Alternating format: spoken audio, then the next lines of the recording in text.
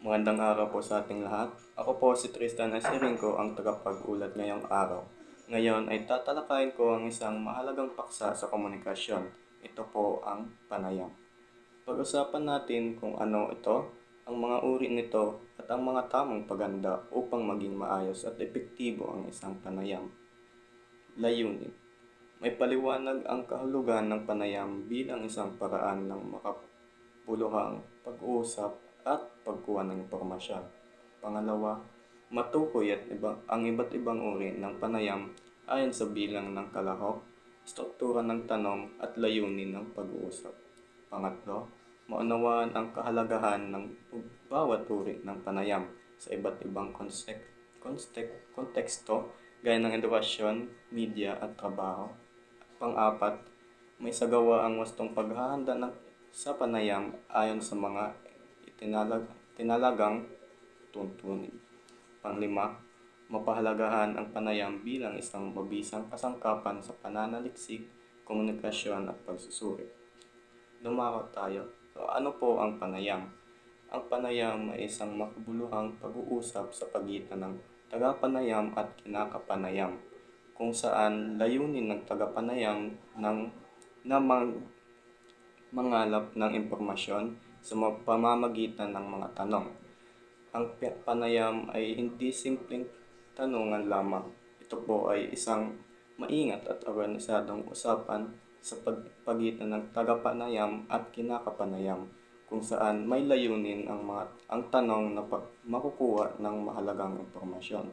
Ito po ay tinuturing ng isang pangunahing pinagkunan ng datos, lalo na kung ang layunin ay mas malalim na pag-unawa sa isang tao, isyu, karanasan o pangyayari.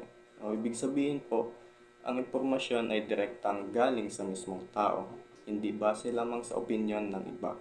Kaya ito ay mahalaga sa pananaliksik at pag-uulat dahil ang impormasyon ay tunay at may bigat. Ginagamit ang panayam bilang paraan ng pagkuha ng opinyon, damdamin, pananaw at mga dahilan sa likod ng mga desisyon o gawin ng isang tao. Kaya't mahalaga ito sa larangan ng pananaliksik, media, edukasyon at iba pa. Layunin din ng panayam na mas maunawaan ang loob o panig ng tao. Hindi lang basta katotohanan ang mahalaga, kundi pati emosyon, karanasan at pananaw. Kaya sa mga larangan tulad ng media, edukasyon at trabaho ay napakahalaga ng panayam para makuha ang mas malalim na pagtingin sa isang issue. So, dumako tayo sa mga uri ng panayam ayon sa bilang ng tao. So, una, isahan o individual na pakikipagpanayam. Ito ay tumutukoy sa dalawang taong magkaharap. Ang isa ay nagtatanong upang makapanayam at ang isa naman ay kinakapanayam.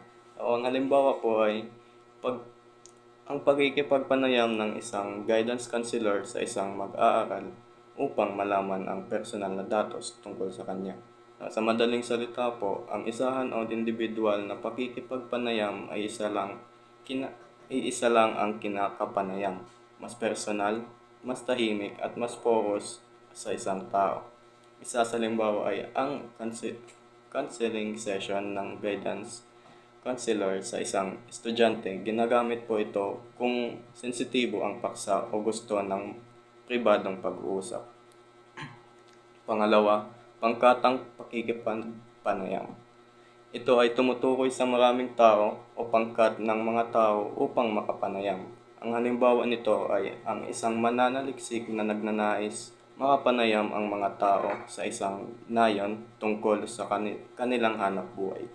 Maaari niyang pakiusapan ang kapitan ng barangay na tipunin ang mga tao sa pook na iyon upang kanyang makapanayam, sapagkat kung isa-isa niyang pupuntahan ang mga iyon ng bahay-bahay ay mahabang panahon ang kanyang gugulin.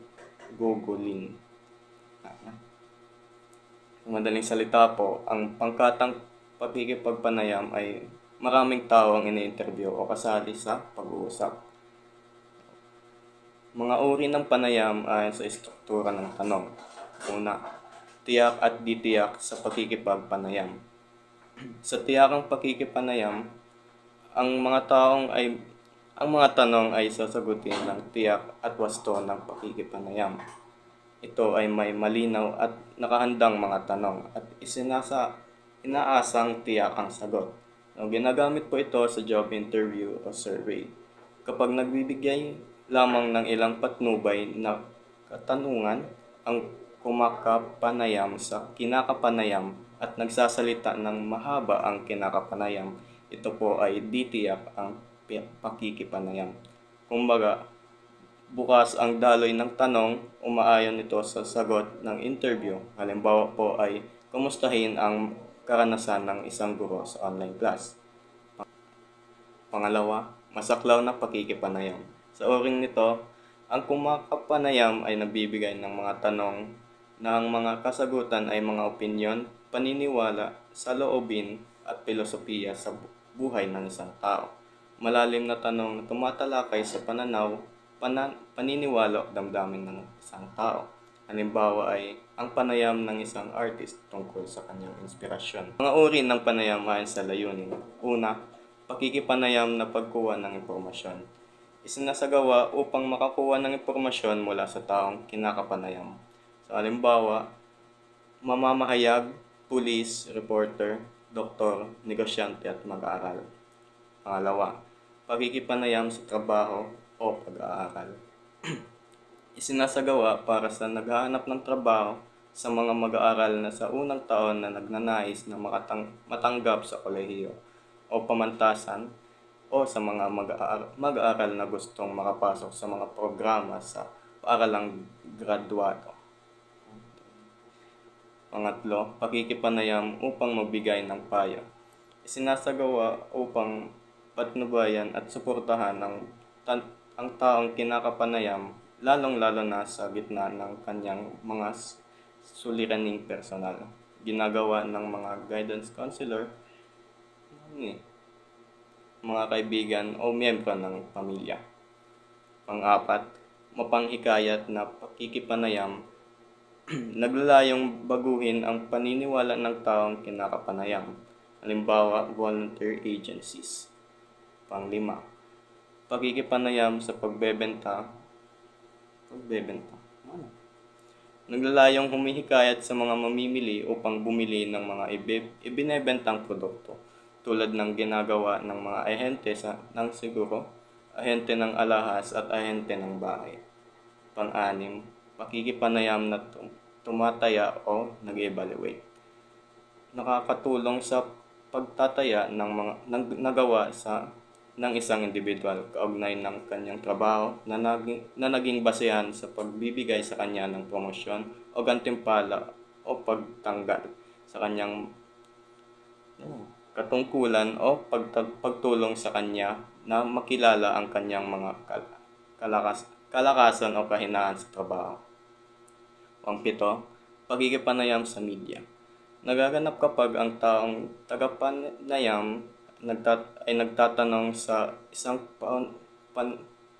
pauna-unahin maging sa radyo o telebisyon.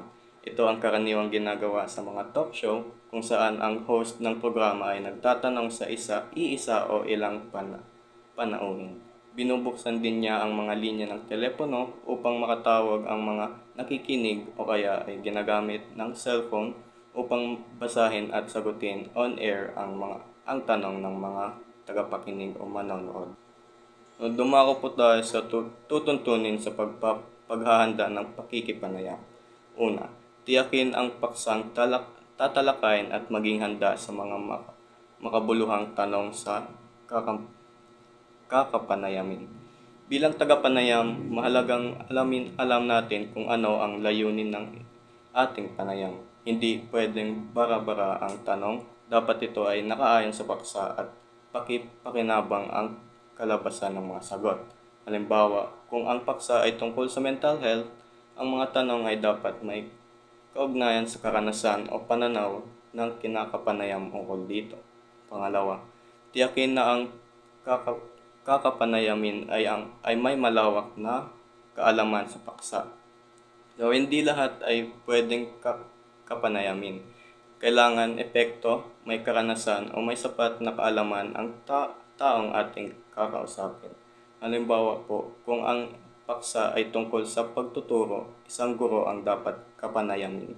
Pangatlo, makipagtipan ng maayos tungkol sa petsa, araw at oras upang mabigyan ng sapat na panahon na makapaganda ang kakapanayamin. Mahalaga ang respeto sa oras ng kinakapanayam. Makipag-ayos muna kung kailan siya ay handa upang pareho kayong makapaghanda. Halimbawa po, i-text, tumawag o mag-email ng maayos bago ang panayam. Pang-apat, mag-imbestiga ng personalidad ng taong kakapanayamin. Hindi ito chismis. Dapat natin kilalanin ang estilo, paniniwala at background ng taong kakausapin upang maikma ang paraan ng pagtatanong. Halimbawa, kung mahihayin ang ini-interview, dapat maging mas magaan at magalang ang tono ng tanong. Panglima, magalang sa pagtatanong. Sa kahit anong panayam, respeto ang una at huli. Gumagamit ng mga salitang gaya ng po at opo at iwasan ang mga bastos o sensitibong tanong kung hindi naman kailangan.